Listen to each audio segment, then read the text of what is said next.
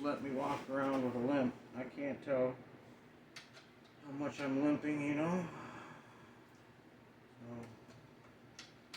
I use this camera, walk around a couple times, and I can tell when she's short, she's short. I've already moved it like a 1/4 inch. I'm at the end of my marks.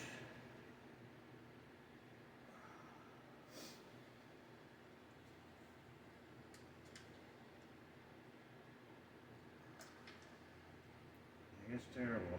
You better have a tool. If you have one leg, you better have an Allen wrench. Helps to have that rotator too. So you can reach your shoe.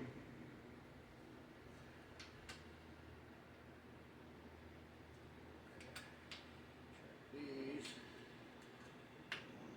Hard on me. No. Okay. I'm able to see it as I'm walking. I have to get